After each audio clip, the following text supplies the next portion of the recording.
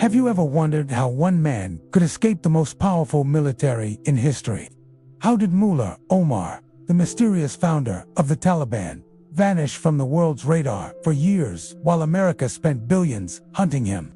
How could the CIA, drones, satellites, and special forces teams all fail to find a single man in a world wired by technology? Was he dead, alive, or hidden in plain sight? What secrets were buried in the deserts and mountains of Afghanistan? And why did his disappearance change the course of America's longest war? The story of Mullah Omar begins long before the world knew his name. Born in the dusty heart of southern Afghanistan, he was a village cleric, a quiet man with fierce beliefs. When the chaos of civil war tore his country apart after the Soviet withdrawal, Omar gathered a group of religious students, the Taliban, meaning students. Their promise was simple: to restore order, enforce Islamic law, and end corruption. But promises born from pain can turn into forces of fear. By 1996, the Taliban, under Mullah Omar's command, captured Kabul. He ruled not with politics, but with ideology. His face rarely seen, his voice almost never heard.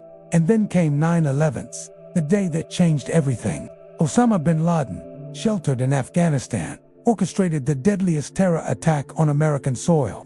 The world demanded justice, and Washington's eyes turned toward Kabul. When the Taliban refused to hand over bin Laden, America declared war. Thus began the hunt for Mullah Omar, a chase that would last nearly 2 decades. Why couldn't they find him? The answer lies deep within Afghanistan itself, a land often called the graveyard of empires. From the British in the 19th century to the Soviets in the 20th, and now the Americans in the 21st, every invader faced the same enemy: time, terrain, and tradition. Afghanistan is not conquered, it consumes. Mullah Omar knew this better than anyone. He moved through its mountains like a ghost, shielded by loyalty, silence, and the chaos of war. Intelligence agencies poured resources into the search. Drones circled the skies. Informants whispered in markets. Rewards reached $10 million for information leading to his capture. Yet, there was nothing. No voice, no sighting, no trace. How could that be possible? Some said Pakistan hid him. Others claimed he was dead. A few believed he was living among villagers, disguised as one of them. The mystery only grew deeper. There were reasons behind the failure. First, the terrain: vast mountains, labyrinthine caves, villages that look alike to any outsider. Second, culture and loyalty. Afghans protect their own, even at the cost of their lives. Third, intelligence confusion. Too many agencies, chasing too many leads, creating noise instead of clarity. And finally, overconfidence. The belief that technology could outsmart tradition. Years passed. The U.S. toppled the Taliban, installed a new government, and focused on rebuilding. But every year, somewhere in the shadows, the Taliban grew stronger. Was Mullah Omar guiding them? Or had his myth become a weapon greater than his presence? The idea of him, unseen but everywhere, kept morale alive among his followers and fear alive among his enemies. Reports emerged that he was hiding near Quetta, then that he fled to Pakistan's tribal belt. Yet years later, journalists discovered evidence suggesting he never left Afghanistan, living quietly in a village just miles from a U.S. base. How could America, with satellites and spies, miss him for so long? Because sometimes, the closer you look, the less you see. The negative effects of this failed hunt were massive. America spent over $2 trillion in Afghanistan. Thousands of soldiers lost their lives. Millions of Afghans were displaced. The longer the war dragged on, the more the world questioned its purpose. The mission that started as a hunt for one man became a war without an end. Villages turned to rubble. Children grew up knowing nothing but checkpoints and explosions. The failure to capture Mullah Omar wasn't just a missed operation. It became a symbol of how complex and costly the war had become.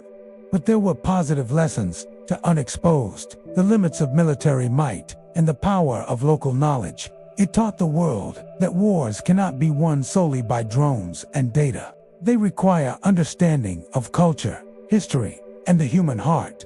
Some former soldiers say they learned humility in Afghanistan.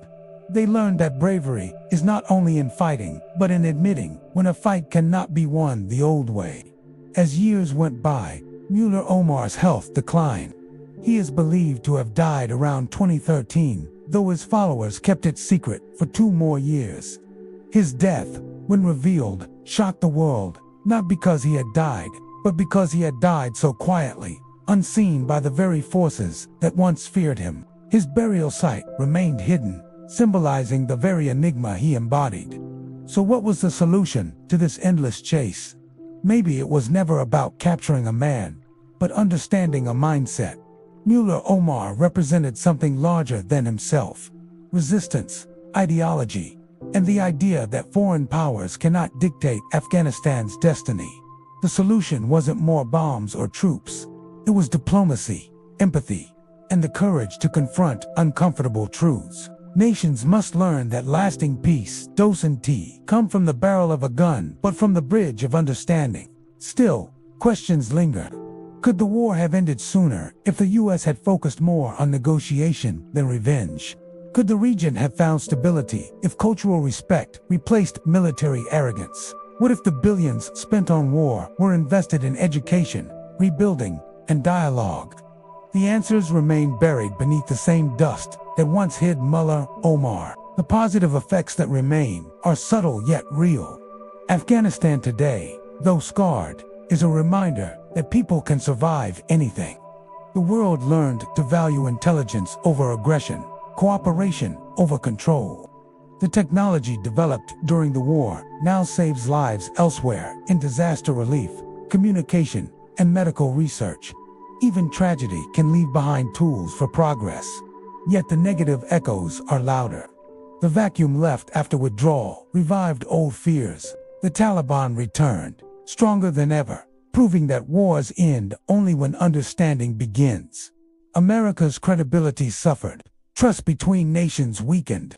For many Afghans, promises of peace felt like mirages in the desert. Afghanistan, once again, became the graveyard of empires, not because it defeated armies, but because it defeated arrogance.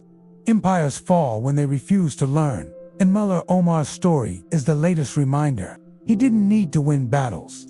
He simply needed to outlast his enemies. In the end, the hunt for Mullah Omar isn't just a tale of a missing man. It's the mirror of a missing understanding. The world chased his body, but ignored the soul of his cause.